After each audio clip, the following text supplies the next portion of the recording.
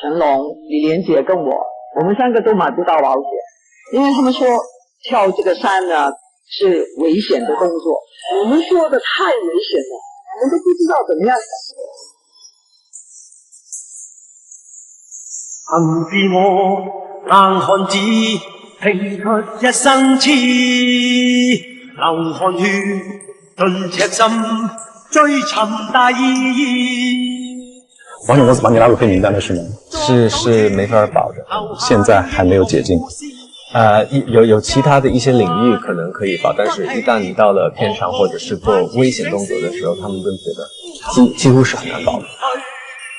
全部得失之有全心知，跨步上雲上我要去寫。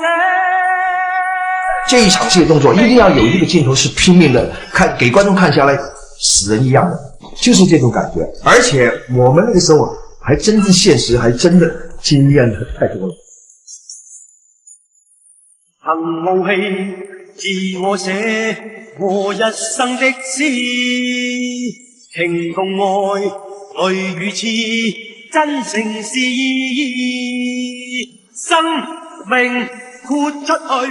最驚險就係拍嗰個爆炸咯，最大爆炸即係喺度跑過，即係成龍自己都要喎，咁觀眾知道，哇！真係佢喺個爆炸裏邊喎，大佬唔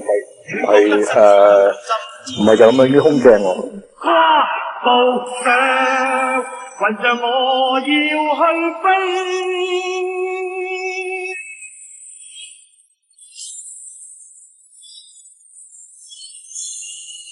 我唔係超人，即係做任何動作我都驚，但係落咗嚟之後，我已經優越咁、英雄咁。